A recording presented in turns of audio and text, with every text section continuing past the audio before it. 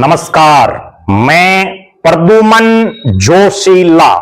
हरियाणा प्रदेश का एक इलाका जहां बीजेपी का कोई लंबा चौड़ा वजूद आज से 12 साल पहले के समय में नहीं रहा।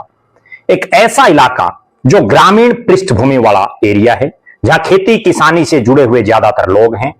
बीजेपी ने इस इलाके में पार्टी की जड़ों को मजबूत करने के लिए यहां के नेताओं को 10 साल पूरी चौधर देने का काम भी किया।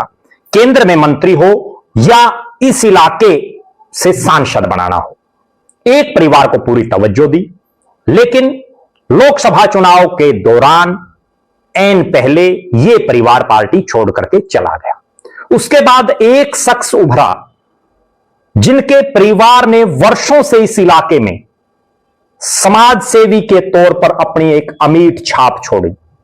राजनीतिक तौर पर भी बीजेपी में उन्होंने वर्षों से मेहनत की और उसका परिणाम आया 2024 के विधानसभा चुनाव में, जब एक साधारण परिवार से संबंध रखने वाले देवेंद्र चतुर्भुज अत्री उचाना की सीट से 32 वोटों से जीत करके विधायक बने।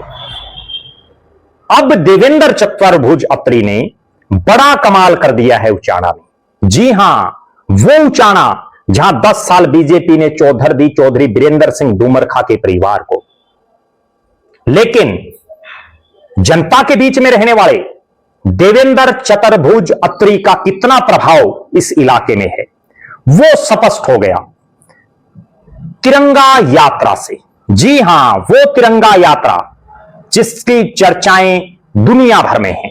भारत देश के अलग अलग इलाकों में लगातार तिरंगा यात्रा 15 अगस्त स्वतंत्रता दिवस के इस उपलक्ष्य में निकाली जा रही हैं, जिसके संबंध में उचाना विधानसभा क्षेत्र में भी देवेंद्र चतुर्भुज अत्री के द्वारा उनके नेतृत्व में एक तिरंगा यात्रा निकाली गई।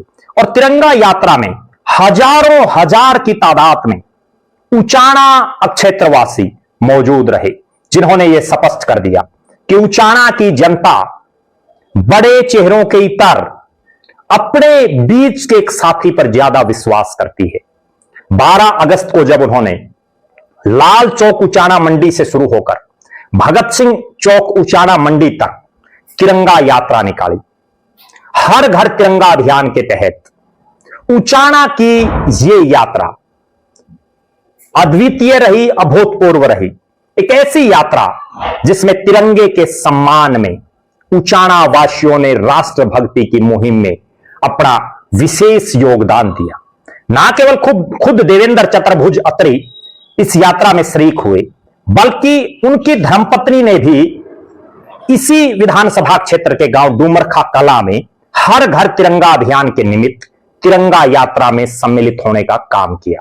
श्रीमती सुषमा अत्री ने डूमरखा कला में आयोजित हर घर तिरंगा यात्रा में हर घर तिरंगा अभियान के निमित्त जो तिरंगा यात्रा है उसमें शामिल होने का काम किया। निश्चित तौर पर देवेंद्र चतुर्भुज अत्री के विधायक बनने के बाद भले ही वो 32 वोटों से जीते, भले विपरीत हालातों में जीते, लेकिन सच्चाई यह है कि देवेंद्र चतुर्भुज अत्री के जो पिताजी हैं चतुर्भुज अत्री, जिनका समाज सेवा में बहुत बड़ा नाम इस इलाके में रहा, ना केवल उचाना कहसून और आसपास के इलाके में, बल्कि जींद जिले और आसपास के इलाकों में भी आज भी चतुर्भुज अत्री का नाम धार्मिक प्रवृत्ति के इंसान, एक समाज सेवी के तौर पर जाना जाता है।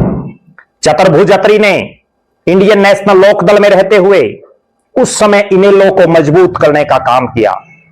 उन्हीं के पद चिन्हों पर चलते हुए उनके बेटे देवेंद्र चतुर्भुज अत्री निरंतर उचाना विधानसभा क्षेत्र में भारतीय जनता पार्टी को जड़ों से मजबूत करने का काम कर रहे हैं, क्योंकि यह वो इलाका है जहां चौधर के नाम पर वोट मांगे जाते हैं, यहां मुख्यमंत्री बनने के सपने दिखा करके वोट मांगे जाते हैं।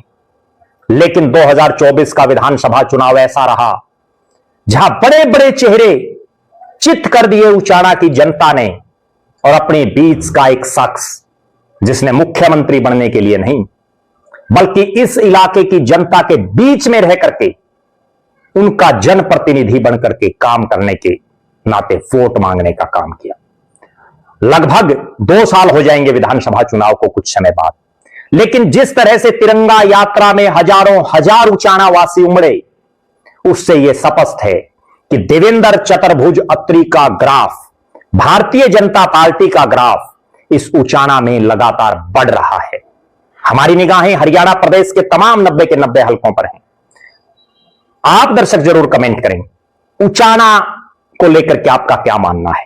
देवेंद्र चतुर्भुज अत्री जिस तरह से मेहनत कर रहे हैं, उनके साथी जिस तरह से निरंतर मेहनत कर रहे हैं, भविष्य में आप देवेंद्र चतुर्भुज अत्री का राजनीतिक तौर पर कैसा भविष्य देखते हैं?